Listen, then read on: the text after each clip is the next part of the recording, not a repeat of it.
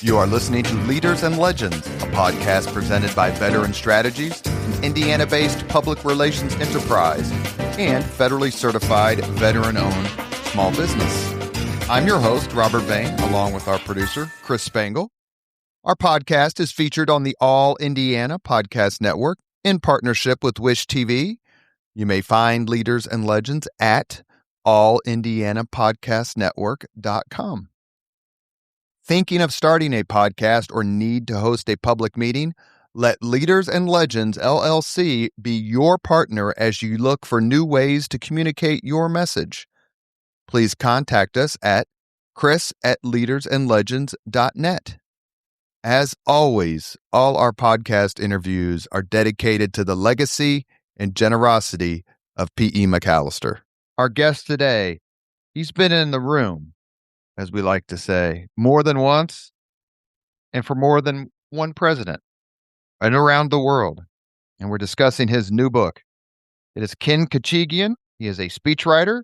He's a political strategist and a communication strategist. His book is called Behind Closed Doors, In the Room with Reagan and Nixon. Sir, thank you very much for coming on the podcast. Thanks for having me, Robert. What a pleasure it is to be with you. Your book is absolutely, that's very kind. Thank you. Your book is a great read.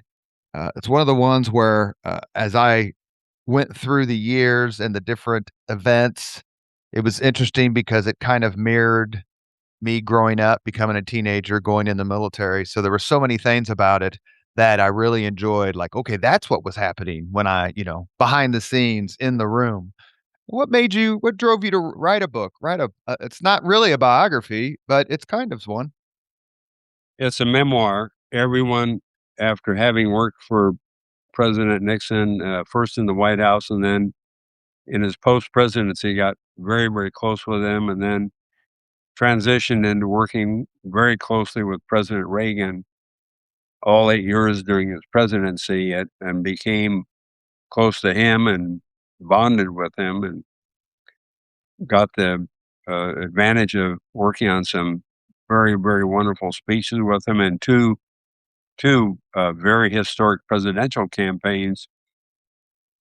People would always say to him, you've got to write a book. And I know I had some great, wonderful stories to tell and memories, and I had kept such extraordinary records, Robert. In the White House, you learn, well, of course, I was a lawyer back then, and a law student. I started out as a law student with the Nixon campaign, and in law school, as well as in college, you learn how to take meticulous notes. So I had meticulous notes, both in the White House and then in working with President Nixon. I kept the diary, and then with President Reagan and the 80 campaign, a friend of mine gave me a tape recorder, and during the campaign of 1980, I actually recorded into that little mini cassette. At night, I kept a record of the campaign. Turned out to be 35,000 words of intimate backroom details of what went on in that campaign at a very senior level. So I had this extraordinary background and record that others didn't have. But in the meantime, I had to make a living. So I didn't have time to write a memoir. And most of my colleagues, I don't mean to take so much time giving all this background, but most of my colleagues used ghostwriters to write their memoirs. And they, most all of them took advantage right out. They left the White House and boom, they wrote a memoir. They used ghostwriters, and none of those really had with one or two exceptions of them who wrote them themselves, like Marty Anderson, very few had the flavor of a firsthand account. And the benefit of my actually waiting all those years until just 5 years ago, having started it and then completing it just a little over a year ago, I had the chance to review all my notes, go through all my diaries, go through all my memos. And then I had the chance to review what was in the archives, both in the Nixon archives and the Reagan archives, and found some extraordinary new information. Plus, I was able to read biographies and memoirs of some of my colleagues who had frankly embellished their roles. And, It's and that's a common fault. yeah, and of course, I had records that firsthand records that sort of contradicted their vision of what happened, and so it helped. It was really turned out to be a good idea. Anyway, so it turned out it was important for me to set out what I did during those years, and because it was such a unique time being with President Nixon during a historic Cold War era in the 70s and then through Watergate. My first chapter in the book is, as you know, is about Watergate and the last few days, last 6, 7 days of Watergate when I was working on the Watergate defense. And then it's the only book that discusses Richard Nixon in his post-presidency from someone who was actually there. And that's very historic. And then chapter 3 in the book, as you recall, is about the Frost-Nixon interviews. And no one else has written, who was actually on site, has written about the Frost-Nixon interviews from the viewpoint of someone who was on the Nixon team and having prepared him for the Frost-Nixon interviews. So when you take that, plus having been with Nixon during his post-Watergate recovery, and then having been with Reagan during the '80 campaign and in that historic come from behind landslide victory, and then during his early days of the economic recovery, and then the landslide of '84, and during some of his crises, I had some really inside, uh, behind the curtain scenes that had to be told in ways that no one else could tell them. And finally, let me just say this. There are two things. One, with President Reagan, I had created a bond that few people had. Reagan, uh, not many people had the ability to get really close, and certainly none of his other speechwriters did. And that was because the others did not travel with him in the campaign and created that sort of war room mentality with him.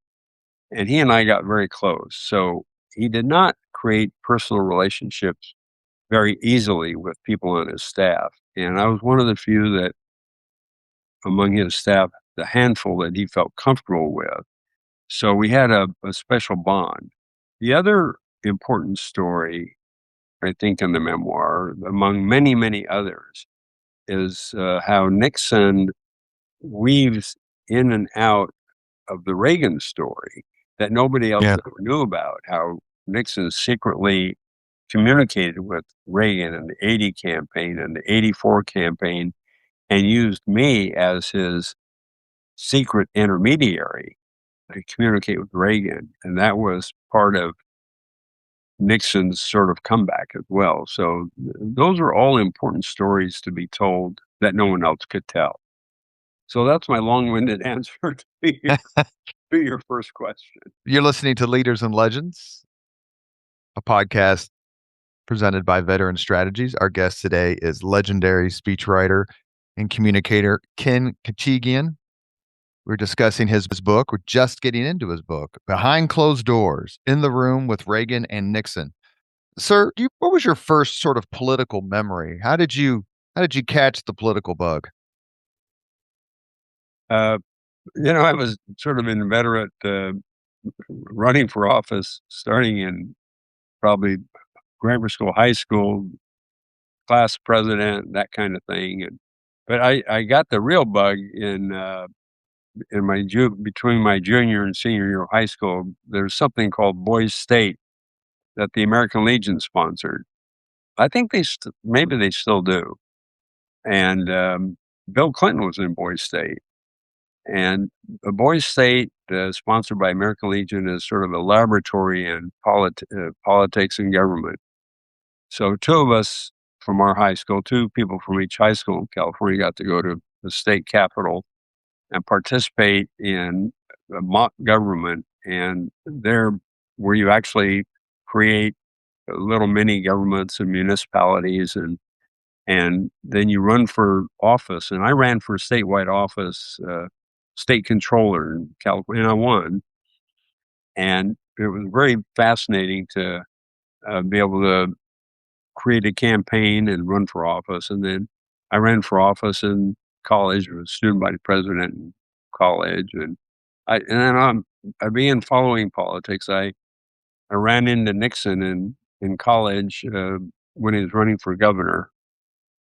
1962. 1962, yeah, he was running for governor, and I was on the debate team. And my roommate and I and another fellow who were on the debate team, we cornered him when he was speaking at a campaign event. And as he walked out, and he gave us some advice on debating and this, that, and the other. He was very cordial. And one of my debate teammates, gave me a copy of his book, Six Crises.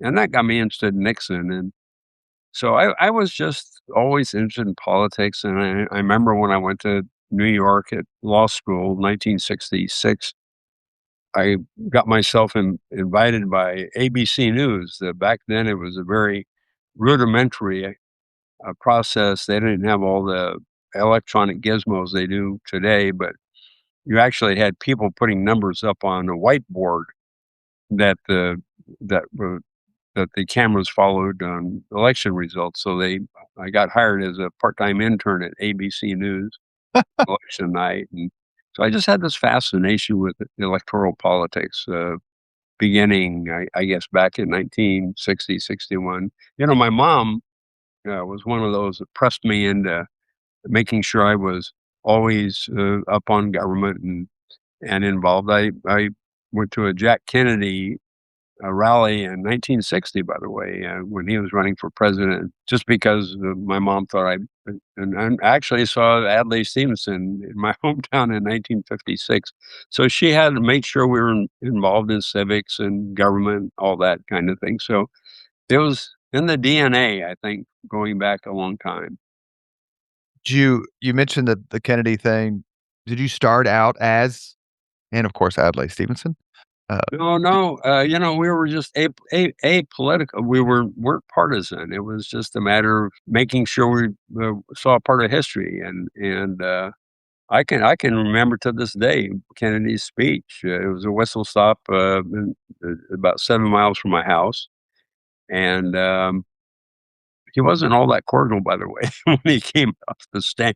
He was a little cold, but he connected with the crowd in his talk, and it wasn't a very big audience, probably 300 or 400 people at a whistle stop in Tulare, California.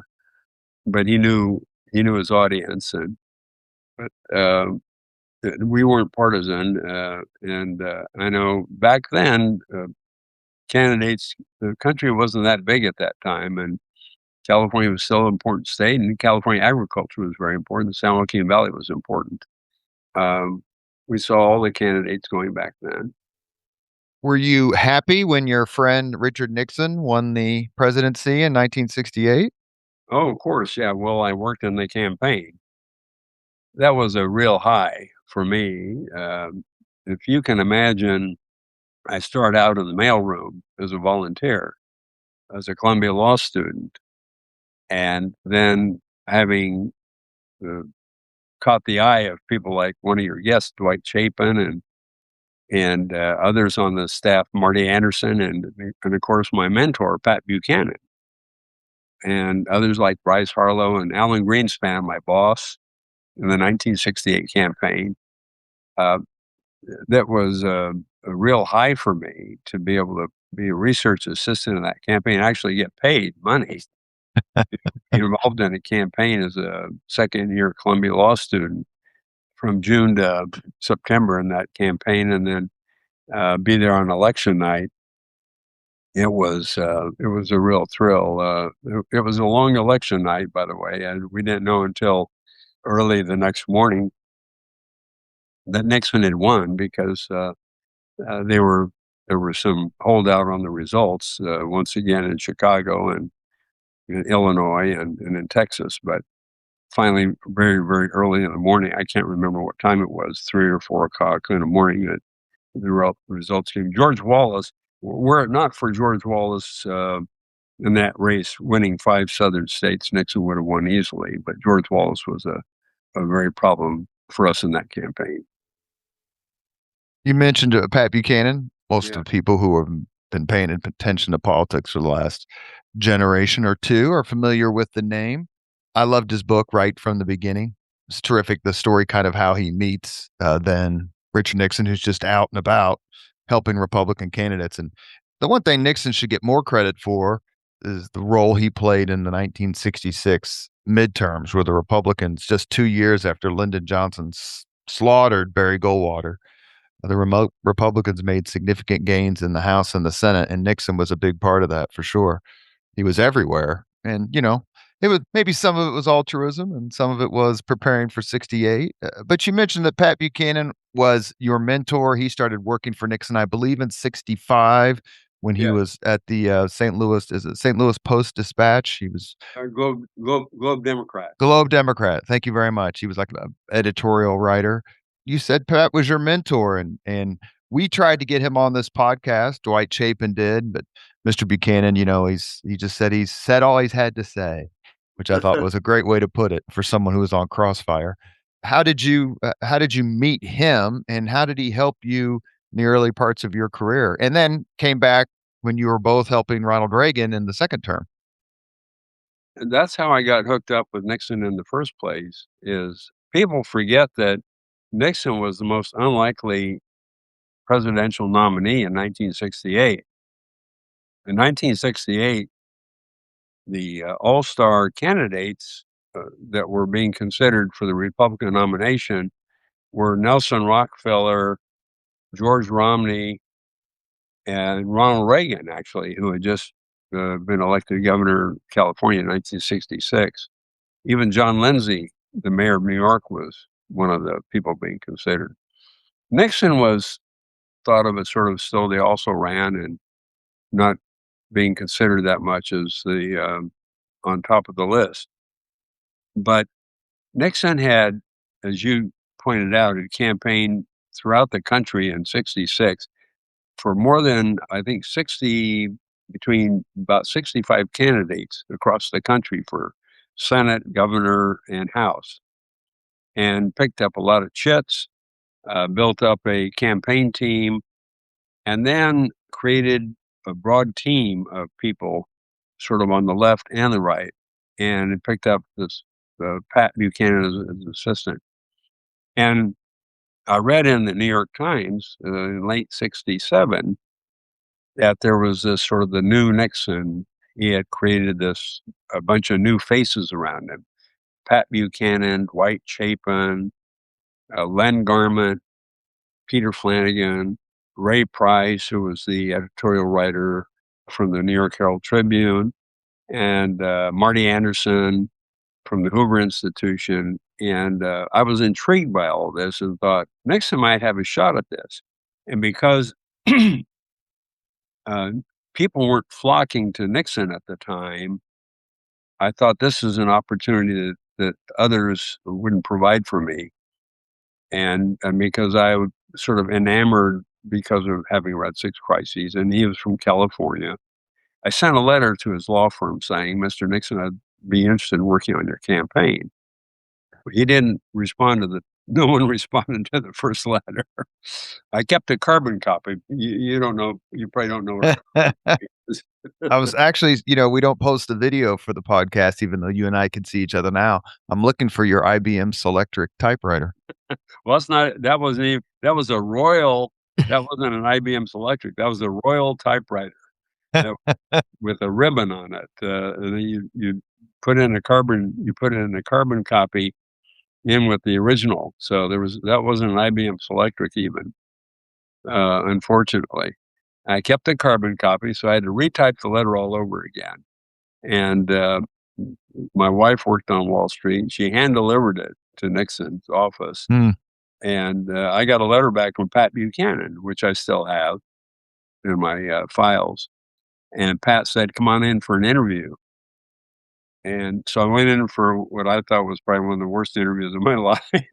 But And Pat teased me to this day because I was a Columbia law student. And he says, I thought you were a Rockefeller spy, a Rockefeller plant coming into the Nixon campaign. Anyway, but nevertheless, after the interview, he sent a letter back saying, let's come on in and we'll find a place for you. So I went in and started in the mailroom.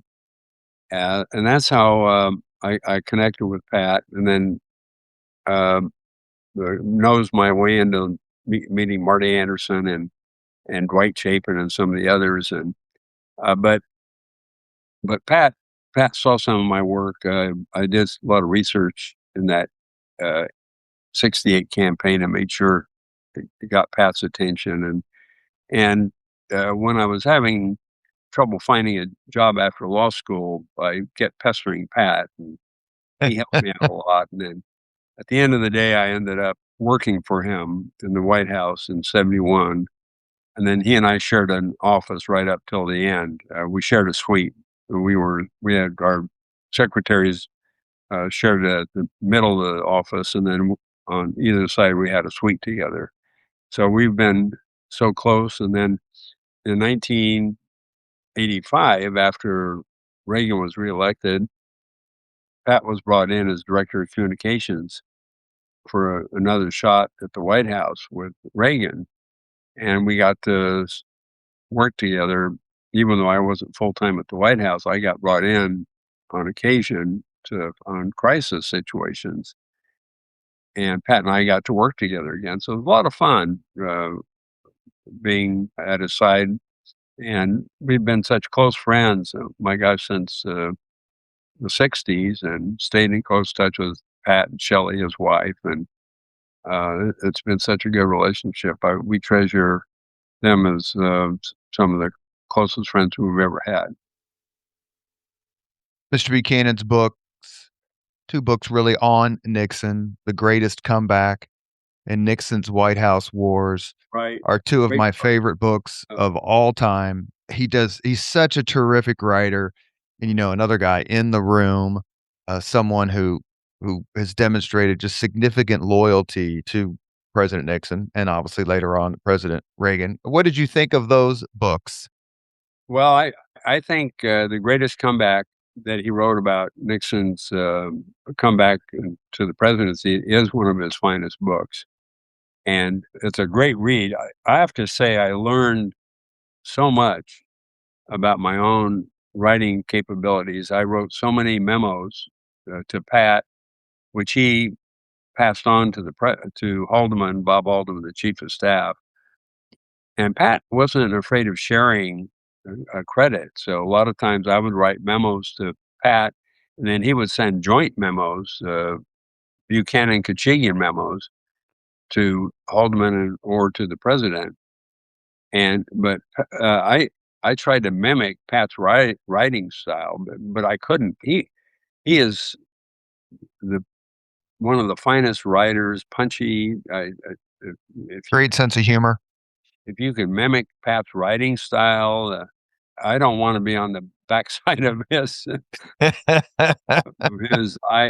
his ire at any time, because he'll skewer you like a piece of roast beef on a barbecue if you're on his wrong side. But I've learned so much about him about political writing, and you don't turn to Pat necessarily to write poetry and eulogies, but if you want to be in a campaign and uh, go to the mattresses, you want to have Pat at your side, and I think that really worked well for me when I joined Reagan in 1980, when he needed someone to write some really good punchy lines to get on television and to make the leads in newspapers. And that's why I say he's a mentor of mine, because I really I fear that I came close to plagiarizing his style. Speaking of punchy lines delivered by presidents from just a public relations communications lens, does President Donald Trump give you, let me just say it a different way. What do you think of President Donald Trump's communication and speech giving language style? Well, he has a way of reaching into to people's visceral needs. Let's put it that way, and that's what got him elected. If I had yeah, advise him, although he probably wouldn't take my advice, is that I think sometimes he steps on his own lines by probably going on a bit too long. My The one time I did try to advise through an intermediary, I don't think the advice ever got to him, was for the was for the 2020 campaign, and that was, I thought he was hurting himself in his rallies because he was going on for like an hour and 20 minutes, and he was just submerging his message. And I think you would appreciate this, Robert, as as a message maker and a speechwriter and a communicator. Uh, Something that's very important when you're delivering a message is to try to you're trying to convince people to change their mind, and it's to me you're like it's like you're like a minister or a priest or a rabbi. And as I tell people, no one ever complained about the sermon being too short. You never left. Did you ever leave church saying, "Oh, the pastor gave a short sermon"? And Exactly right. so, if there's one or two things that people can leave the room with as a core message, that's pretty important. And by by being on the screen too long, or sometimes in those Oval Office press conferences, by just staying there too long, he allows himself either to be goaded into saying too much that whatever it is gets submerged. Still, he does have a way of achieving amongst his core constituency of reaching them and uh, moving them towards his cause. But I think he could, again, if I had to advise him, I think that's the way I would advise him. Speaking of terrific speeches, we were just talking about your friend and mentor, Pat Buchanan. I still think his 1992 speech at the Republican National Convention is Yeah. one of the best I've ever heard. He got the hell beat out of him at the time, but man, he seems somewhat pathetic now, 3 decades, 4 decades later. You mentioned a few minutes ago about being in the White House at the end of Watergate, at the end of the Nixon presidency. He resigned August 9th, 1974. Like a lot of people, I'm a huge Watergate nut. I've had several folks on, including Michael Dobbs, who wrote a book about the period after Nixon's reelection until the resignations of John Ehrlichman and H.R. Haldeman. The summer of 74, you were there for a while. Yes. Any one or two things you want to relate about being in a White House where the end is near and the whole world's against you and your friends are walking away and the list goes on, but you still feel like you should have some loyalty for the old man? I just, as I write in the book, and I really do hope people will have a chance to, of course, I'm always hawking my book, but I hope they have a chance to read that first chapter where where I was probably the last man standing, or one of the last people standing, feeling that we needed to try to rescue the president and fight it to the end. But I just felt that he didn't have a strong legal defense team at the end. He had a white shoe lawyer from Boston who didn't have the stomach to fight a political battle. his own White House counsel was tired and beaten down, and Al Haig, his chief of staff, I think wanted to just get out of there unscathed and not have be tarred with anything that would further harm his career. And then you had a lot of others on the staff who just were looking on their own futures and saying they didn't want to be tainted with Watergate, and if Nixon would just leave, they could go on with their careers. And even though I was just 29 years old, and I, to me, we were in for a fight, and we had everything that was happening throughout the Watergate prosecution I felt was unfair. The Watergate prosecution staff was stacked with lawyers from the Jack Kennedy's, Bobby Kennedy's Attorney General office, and the hypocrisy of the Democrats who had engaged in so many of these activities during past presidential campaigns. And Yeah, Tuck was his name because I remember I can't forget of his first name. Dick Tuck, yeah, Dick Tuck, yeah, because Buchanan, Yeah, when he's in front of the Irwin committee, brings up Dick Tuck to Senator Irwin, and Irwin just starts laughing, like, "Yeah, Irwin gets it. Yeah, we've got our own collection of." Yeah, dirty tricks, exactly, and of course, since then, it's actually Robert. It's gotten worse. I have a colleague, Jeff Shepard, and Jeff has written 3 books. The latest being the Nixon conspiracy, and Jeff has done.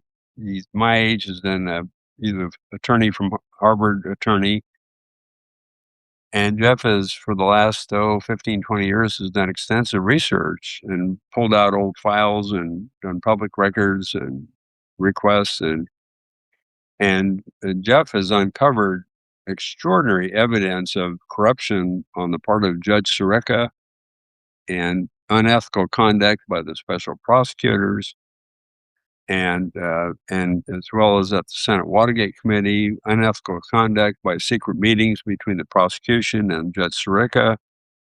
And it's an extraordinary tale of misconduct that needs to be told. And I have to say that if President Nixon had the resources and the defense, plus the social media, plus the cable atmosphere that we have now, and other than only the 3 networks and 2 major newspapers and 3 news weeklies that we had back in 1974, we could have put on a great defense and survived the impeachment. But we were just on the defense the entire time. Plus, we were beaten down after the fighting the Vietnam War throughout his presidency, and then after the Yom Kippur Mhm. war, the Middle Eastern War, the Arab oil embargo took place in 1973, which jacked up oil prices, and there were gas lines, and gasoline prices went up by something like 35%. People were angry, unhappy in America, and there was one good thing to do, and just get this guy out of office. And Republicans just were tired. The House Republicans, Senate Republicans, they didn't want this guy hanging around their neck with the midterm elections coming up 2.5 months away. So the easiest thing to do was not have to deal with an impeachment in September of 1974. And so that's what we were dealing with back then. It was just a sad, sad, ugly state of affairs. And it's hard to describe what a horrible time it was for those of us working in the White House. They're totally under siege, and without people with any backbone in the Republican Party to help us get through it. I recently interviewed Chris Matthews, who I'm guessing you know, who used to host Hardball and worked for Tip O'Neill. I asked him what he thought of the movie Nixon. He was he's a very honest man, which is one of the reasons why I'm a Republican. He is not, but I enjoy him very much. And I asked him what he thought of the movie Nixon, Oliver Stone's movie. He thought it was unduly harsh Did you ever see the movie, and what do you think of it? I've not seen the movie. I don't know what the premise is. Well, if Chris Matthews thinks it's unduly harsh, then let's move on to the Frost Nixon interviews, which I can remember as a kid. I remember Watergate summer. So that's the summer of 73. I remember the resignation speech. I was 6 or 7. The Frost Nixon interviews. I love your chapter about that because I've read a couple of books on it. I haven't seen the movie because I'm probably too much of a partisan to actually watch the damn movie. Yes, don't waste your money. I appreciate that. What was it like when President Nixon resigns? He becomes very sick almost immediately afterward. And I remember the news media tracking, is he going to live? He lives, thank God, comes off to a really marvelous post presidential career. I think certainly in the top 5 or 6 of any president who's ever lived. At a certain point, though, he does need money. He does want to get his side out. He agrees to sit down with David Frost, a very famous at the time, especially British interlocutor and broadcaster. You helped prep President Nixon for that interview. Please take a few minutes and tell us what that's like, because you knew, and you say it in the book, like, Mr. President, he's coming after you. I felt that Frost had one mission, and that was basically to reinforce his own image amongst his constituency, which was not pro Nixon. Let's put it that way. You could say Eastern establishment. We hear that a lot. Establishment, the media, the not necessarily the far liberal left, but anything to make Nixon look bad would make Frost look good. Let's put it that way. And Frost's staff was made up of anti-Nixon zealots, and their only success would be if they could end up um, taking Nixon to task on Watergate. And I wasn't telling Nixon anything new when I said, look, they're not out to do you any favors, Mr. President. Frost has one goal and one goal only, and that's to make him look good and make you look bad. But Nixon knew he had to get Watergate behind him. That unless he got this behind him, he was never going to move forward. So we had to walk this fine line of somehow having to get some kind of expiation about Watergate, while at the same time not making concessions that Nixon was unwilling to make. And so at the same time, we taped something like 25, 26, 27 hours of interviews. We just didn't cover Watergate. We covered the opening to China. We discussed Russian relations, the overthrow of Allende in China, the Vietnam War. We had all kinds of things, and some about 15% of this maybe was positive, 10% was 15% was positive. Most of it was picking away at Nixon's presidency, because that was largely Frost's goal. But the main thing, as you know, the Watergate episode was the most watched public affairs watched television show in history. There was Right.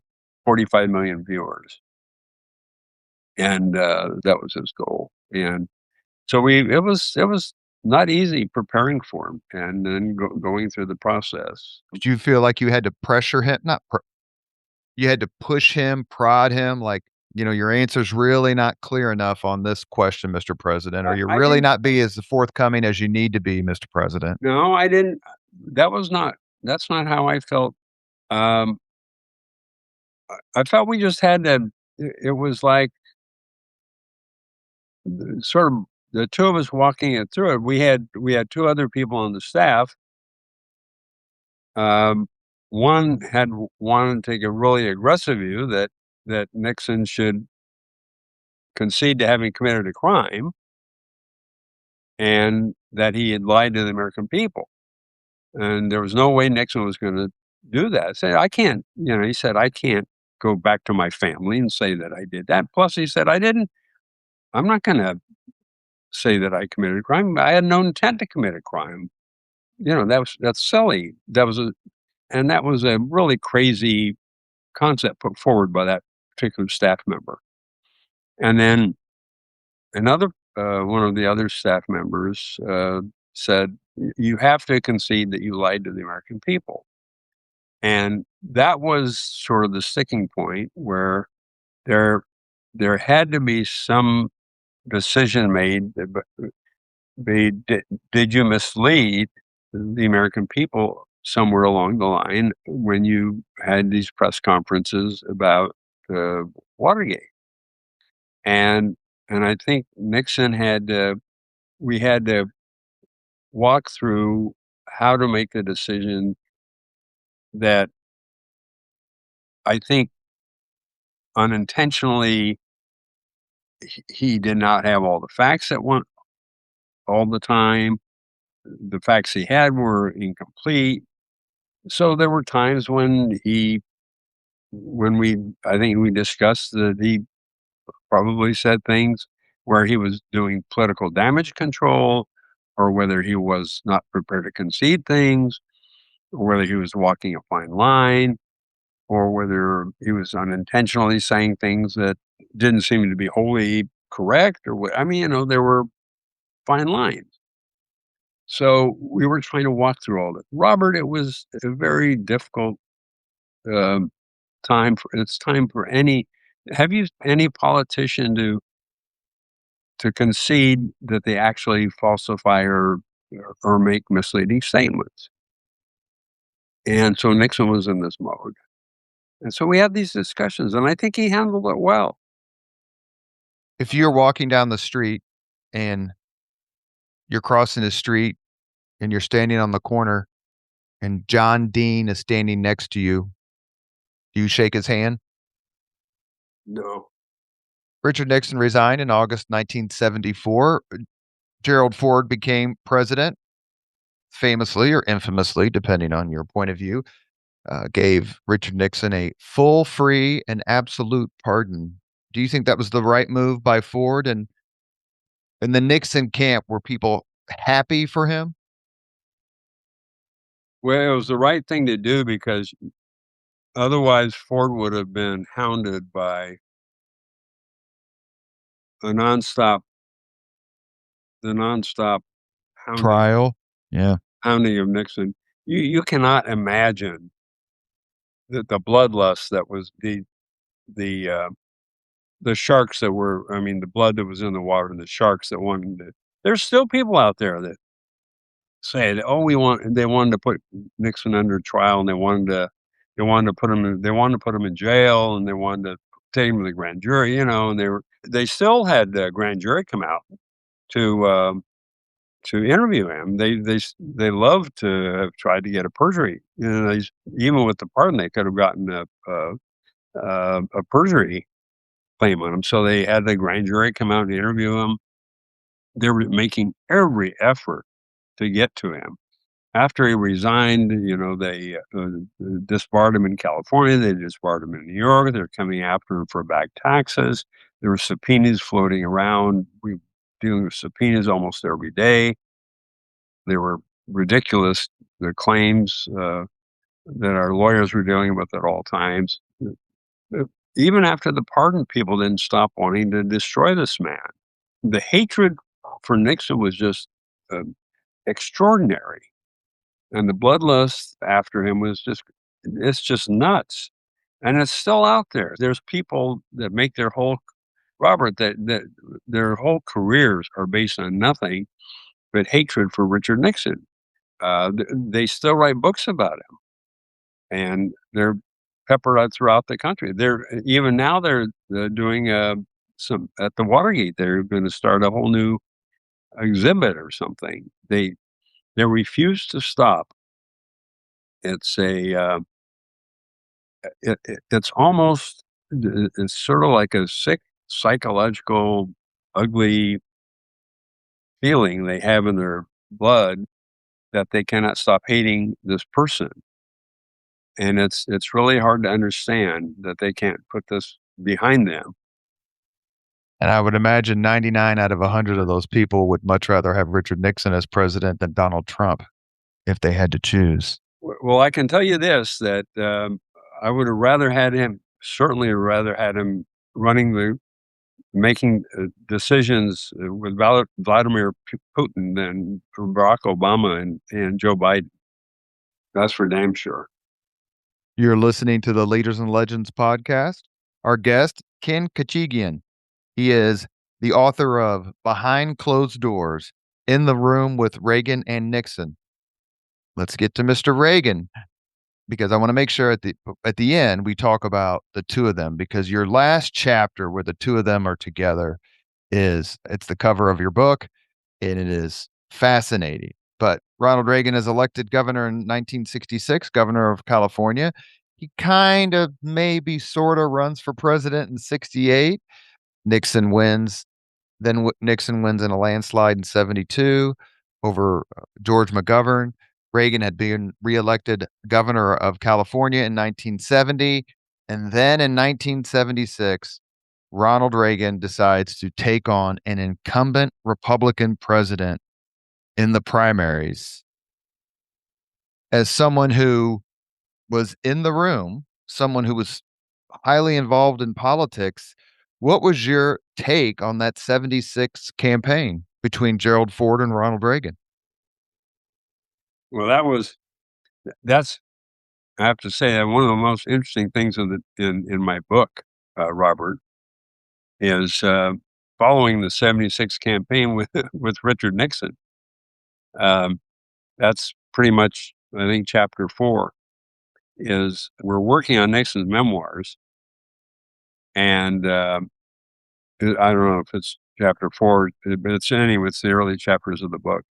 But we spent from 75 to 77 working on the book, and I was a research assistant to help him prepare his memoirs.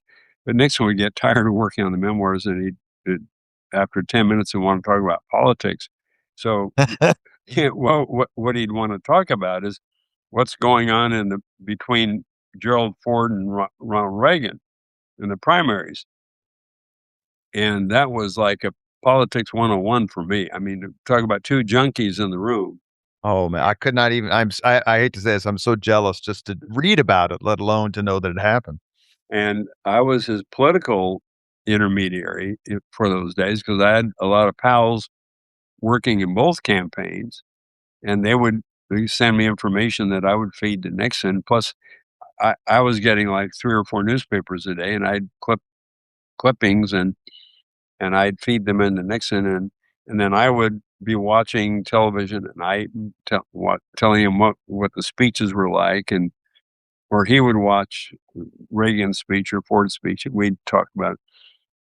Anyway, that campaign between the two of us, we were watching, and so he would comment on the quality of the two of them, made comments on, I think Reagan had something called the North American Accord or something like that, and he thought that was a sort of a crazy idea, and then he said, Ken, pass that along to someone in the Reagan campaign, and he couldn't communicate himself because Watergate he was still toxic.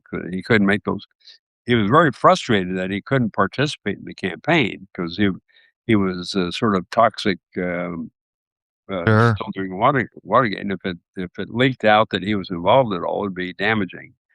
But then on the other hand, the Ford people were treating us really badly. The Ford's chief of staff, especially, was a sort of a pernicious fellow, and while on the one hand we were dependent on a lot of the things from the White House for how our office was being operated, we weren't happy with how they were treating us. So we had mixed views about whether or not Ford should win the primary. So it was sort of a back and forth thing. On the other hand, Nixon also was loyal to Ford because he had put him into the vice presidency and was appreciative of the pardon. So Sure. we sort of tried to view the primary neutrally as we could. But on the other hand, Nixon would make comments about both campaigns as we went along. And, but I can't say that he was unhappy that it was a close primary, even though Ford was the incumbent, because Nixon liked the idea of the political combat and watching a close race, and then he said that he thought it was, at the end of the day, it was healthy for Ford to be challenged because it would make him a stronger candidate in the end. And then uh, when Reagan was gaining momentum and he thought it was close and Reagan had a chance to win the nomination, then Reagan uh, announced this preemptive strike where he announced his vice presidential candidate ahead of time, putting Richard Schweiker on his ticket. And Nixon went nuts. Schweiker was the Oh, yeah. senator who was a sort of a liberal senator from Pennsylvania, and I don't know whose idea this was. And Schweiker, when he was in the Senate, had as Nixon said, opposed just about every big initiative Nixon had put on the table when he was president. And Nixon said, what was he thinking? He said Nixon's going to lose, or excuse me, Reagan's going to lose all his support from the South.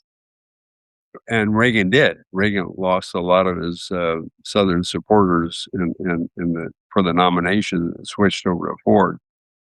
Anyway, it was fun.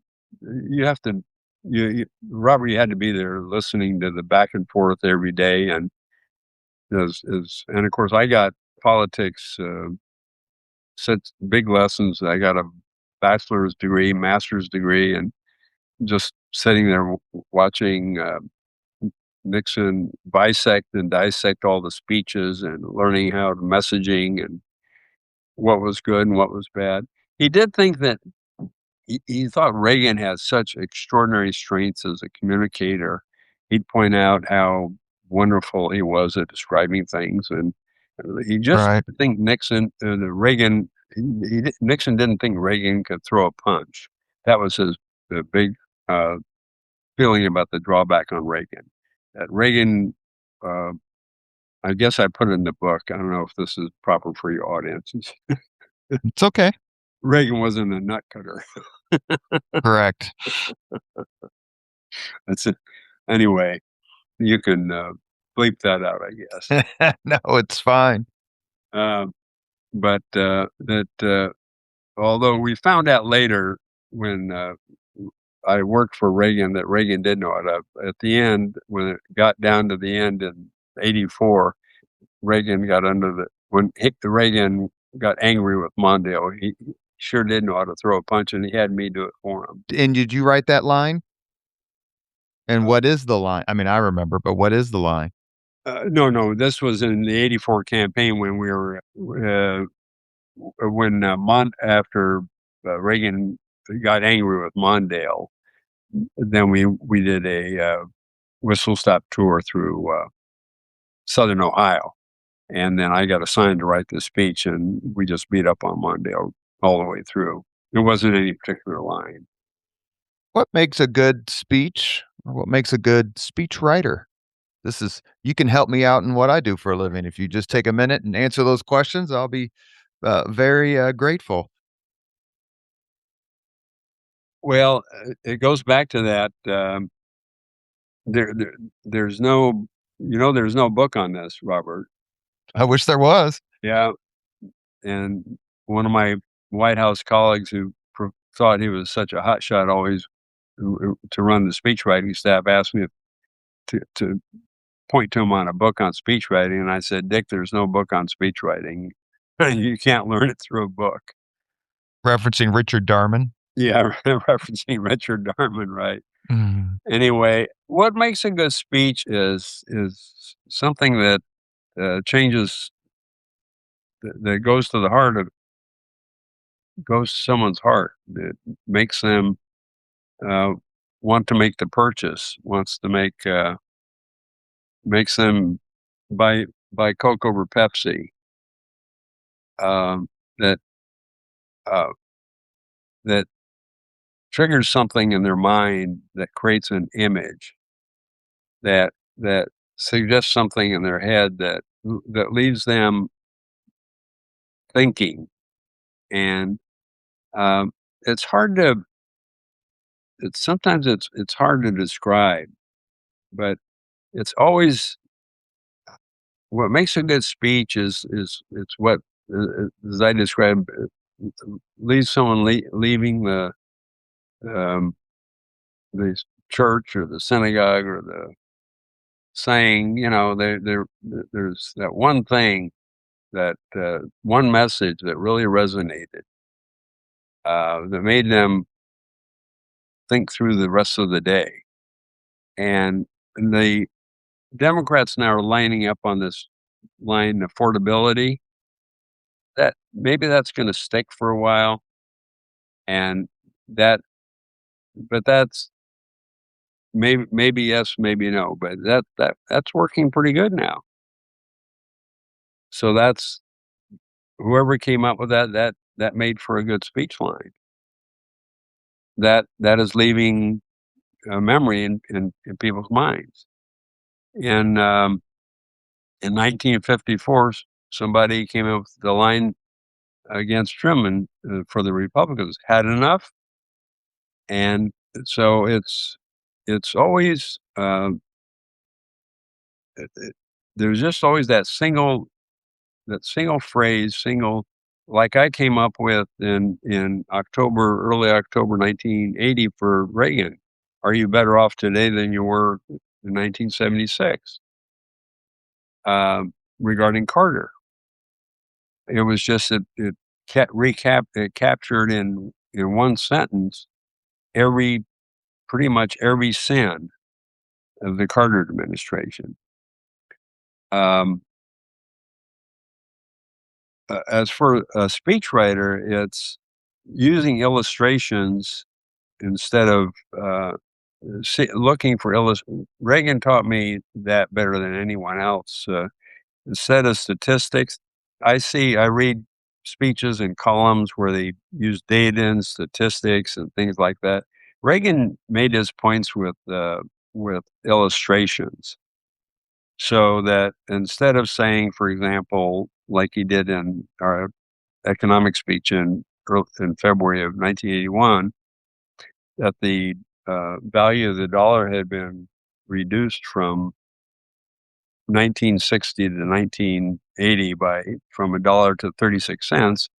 He, instead of saying it had been reduced by that amount, he took out a quarter, a dime, and a penny and put it out on the table. Put it in his hand and showed it on television. So when he wanted to show that the deficit was approaching $1 trillion. By the way, it was not quite $1 trillion. The national debt was not quite $1 trillion in 1981. Instead of saying the outrage on his part about the debt being $1 trillion, he said if you stack $1,000 bills on top of each other 4 inches to reach $1 million, it'd be 4 inches high. But if you stack them on top of each other to reach $1 trillion, it would go 87 miles high in the sky. So there are always ways to do things, and sometimes humor would do it for Reagan. Like we went to the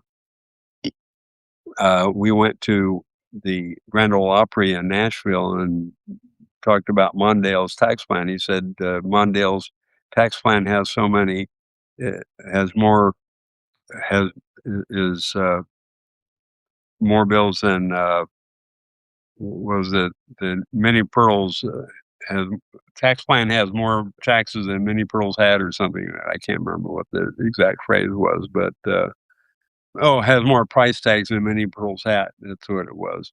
that Mondale's tax plan has more price tags than Minnie Pearl's hat. People got that more. I remember that. You had, you mentioned if we started the podcast, we have a few minutes left with Ken Khachigian, the writer of Behind Closed Doors, In the Room with Reagan and Nixon. You wrote about becoming closer Yeah. than most, I would say, to President Reagan. Just a couple of quick questions on that. One is, I read a book several years ago, and they asked Jim Baker about how did Reagan treat his staff. And Jim Baker, who was chief of staff in the first term of Ronald Reagan's presidency and who you reference in the book, his reply was he treats us all the same, like hired help. I was lucky enough to have someone and that's Mitch Daniels. Had Mitch Daniels on the podcast, and I asked him about that quote because Mitch Daniels worked for Ronald Reagan in the second term. And he immediately kind of laughed and smiled. He goes, I know what he means. And if you think that that anyone other than Nancy Reagan sort of understood Ronald Reagan and all that sort of thing, he gave a very good answer. He goes, you're mistaken that, as you said earlier, Reagan kind of did have this wall, and maybe it was visible, and maybe it was invisible. But how would you characterize on an accuracy scale Jim Baker's comment that Ronald Reagan treated his staff like hired help? I think that's a little harsh. Um, I think I described accurately that there were very few surrounding Reagan that he felt close and comfortable with, and I felt privileged to be one of those. And so I felt like when I was with him that he could speak his mind, he could speak comfortably, um, that he didn't have to worry about how he spoke or what he said or how we related, that he knew who I was. That when if we were in a room with 4 or 5 or 6, 7 people, he knew who I was. That I wasn't the wallpaper in the room. Uh, and that was because we had been through the campaign together. We had been through the fires together. We'd been through some crises together. And uh, especially not just the campaign, maybe because I had helped him through the worst personal crisis of his life, first personal crisis, right after the '84 campaign. But I don't know, it just maybe because I was a Californian and some of the others weren't. I think that was part of it. So I never felt I didn't feel like, he was my I didn't feel like I was his pal or he was my pal, but I didn't feel, on the other hand, Like an interloper or someone who was yeah, just I popping didn't in? feel like They kept asking you to come back, sir, so you must have been doing something right. yeah, he wanted me to come back in 1988 full time. Whenever there was a bad situation, he called me back, so, whenever I showed up, there was a big smile on his face, and so I didn't when we did when we had to do the Morning in American commercials in 1984, they called on me to help him out, and, I could joke around with them. There's a couple of pictures of me joking with him and back and forth, and so I just had a different relationship with him, probably When different than Mitch had.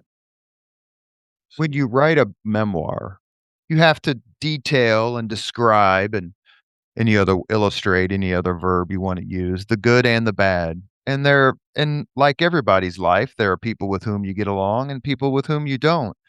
I found it refreshing that you were so candid about 3 or 4 men with whom you just either didn't get along, didn't respect, or felt that they had treated you poorly or had just given rotten advice over and over. Was that challenging for you to write that about James Baker or Richard Darman or David Gergen, Ken Duberstein? Those are the 4 I'm thinking of right off the top of my head. I mean, they've got their own friendship and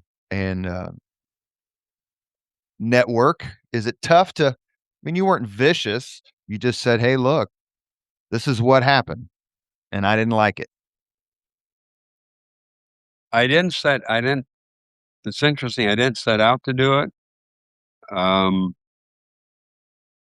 there's one particular chapter, uh, that was that would not have been written, that sort of wrote itself, called the Power Players, and I even asked one of my colleagues if I should include it in the book, and, and he said, "You can't not include it in the book," and I only included it because as I went through my files and read other books, read other accounts, I found so many misstatements and misrepresentations, and then I came across in the archives, memos and new materials, and then one of the former White House reporters, Sarah Fritz, had left her files that appears no one else had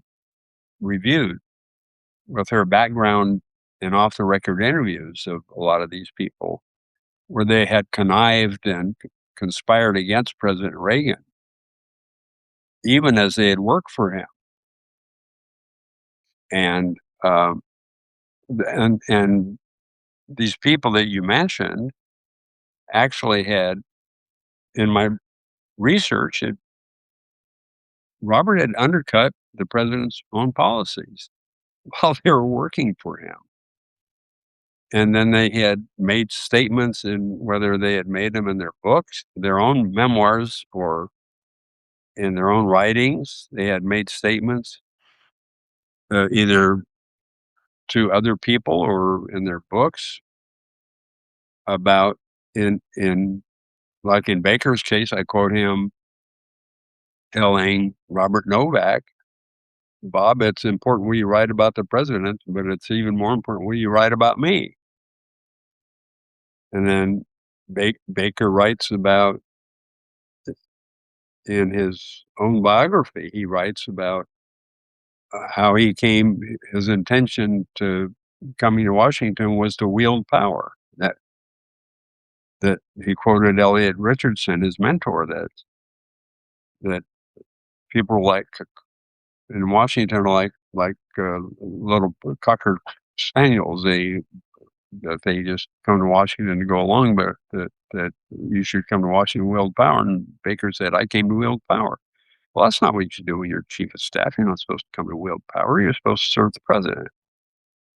And Baker acknowledged that he didn't believe in the supply side economics. He didn't believe in the president's.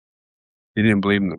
He wrote him. He acknowledged on his, in different forums, that he didn't believe in the president's economic recovery program. Dick Darman had no reason to believe in that. To be in that administration, he was a apparatchik that had no. He was totally antagonistic to Reagan's crusade. Acknowledged it in several interviews.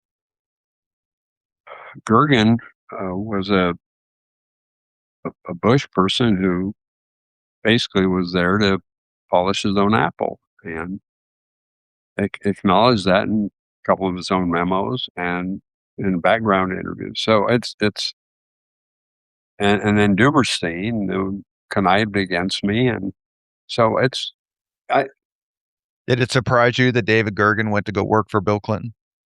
no, not at all. because Dave had no. His only interest was to be at the center of power. Basically, he had no core ideological. He had no core ideological core. He was sort of like. That's why he was viewed as. He liked this idea of being viewed as the international statesman or something. However, that and to sound important without having any real critically important thing to say or do. He was one of the first ones to abandon Nixon. It was a Humphrey Democrat that lucked out being hired by Nixon. And that's not to say he was a bad person. Dave wasn't a bad person. He just, I think, the idea of presidential power it's like honey to.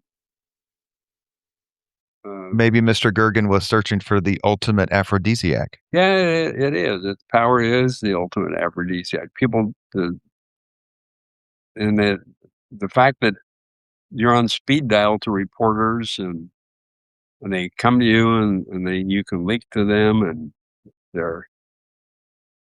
I don't know when Dave ever saw his family. I mean, he came in and he worked till 11 o'clock at night and he returned every reporter's call. But I mean, I can't ever imagine anyone ever who worked for Nixon or Reagan wanting to ever talk to Bob Woodward, for example. Agreed. And Dharma was the same thing. He was a big source for Bob Woodward. The last chapter of your book details a visit in which you were a witness and participant between Ronald Reagan and Richard Nixon. I love the cover photo. I don't know who's making the joke, but all three of you were laughing. And so, what was it like for that? Take just a minute or two and tell us what that visit was like when you had Ronald Reagan and Richard Nixon, your two, I would say, mentor bosses, but two men to whom you had great devotion and loyalty and affection. I'm going to guess affection. What was it like to have the two of them in the room together? That the last chapter of the book, I call it "The Lions Gather." We were opening 2 days later. We were going to open the Nixon Library. I oversaw the opening of the Nixon Library at President Nixon's request. And prior to that, Nixon said he would like to pay a courtesy call on President Reagan, and would ask me if I would accompany him. And of course, I said yes. So he asked me to join him for lunch. We had lunch. He was at the Marriott in Los Angeles, and we had lunch. And then from there, we drove over to Century City to visit with President Reagan. Then he asked me to sit in on the meeting. And it's like, maybe it's be like a meeting between Harry Truman and FDR. You know what I mean? Or Sure. Lyndon Johnson and Jack Kennedy. So it was about almost 40 minutes. And of course, I was accustomed to taking notes whenever I was with any president. And I had my notepad and I sat there and both presidents were extremely familiar with me and extremely comfortable with me. And it was a little awkward at first. Reagan started talking about the saddle from, I think, Walter Annenberg, and Nixon had no interest in the Western saddles. But so after some idle chit chat, I decided to try to get the conversation going a different direction. I was intrigued. I asked how the two of them met. And Nixon said he had remembered watching Reagan in movies. You have to understand, Reagan was in movies while Nixon was in the House. And then Nixon said, I can remember exactly. He said, you were a witness before the House House Un-American Activities Committee in 1947 and or 48, one of those years when Reagan was head of that actors. Screen Actors Guild. The Screen Actors Guild, and he and then he Nixon said, "I looked it up once. Maybe he did or didn't, but he said I didn't ask it one question." But that stimulated them to start going back and forth, and Nixon said, then they got talking about some world events and Gorbachev and historic events, and that really got interesting. And I took verbatim notes, and as you see in the book, I wrote it like a transcript Yeah. of a conversation, and I think it's pretty interesting about the two giants of the Cold War meeting together. It's a pretty historic meeting, visiting together and chit-chatting. And then on the way back, as we left on the drive back, Nixon said something like, "I think Reagan grew in the presidency." It was just sort of an idle observation, but it was an interesting observation. We've reached the point on the Leaders and Legends podcast where we ask the same 5 questions of all of our guests. And these have been answered by Dwight Chapin and various other friends of yours. Ken, are you ready? Okay, you're scaring me already. No, I'm no David Frost, I promise. What was your first job? Oh, well, first job, first real. There's 2 answers to that. I was a farm boy, so I worked on the farm with my brothers. So my first job was on the farm with driving a tractor. But my first job after that I got paid for, not that actually got paid for, that not working on the farm, was for the recreation department for the summer softball program, lining up the baseball fields, doing the equipment, getting out the equipment and the things. I was about 15 years old, I think. So getting out the equipment for the summer softball league. What was your first concert? Oh, first concert. Oh, that would have been, I think, Ella Fitzgerald. Hey, that's not bad. That's a unique one for sure. Third question, if you could suggest any book for someone to read, which book would you recommend? For a writer, it would be called On Writing Well by William Zinsser. Now, he's a historian as well. Yeah, I wrote pretty sure he wrote Rats, Lice, and History, one of the best history books of all time. Do you have another one you wanted to say? You said on writing. Do you have a political book or biography? Um, I was always intrigued by Douglas MacArthur's uh, autobiography. Reminiscences? Yeah, Reminiscences. Yes, reminiscences. I'm not saying it correct, even in a second attempt, so forgive me. Number 4, if you could witness any event in history, be there in person as it happens, which event would you choose? Hmm. Oh my, which event would I choose? Take your time. We'll edit this part. I think any. It's not a historical event. It's watching my dad arrive at Ellis Island. That's a historical event. I had somebody answer that they wanted to be there when their parents met for the first time.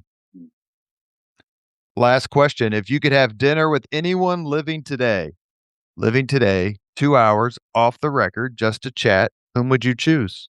That's interesting. I haven't given much thought to. Sophia Loren? You're talking about anyone living? Anyone living?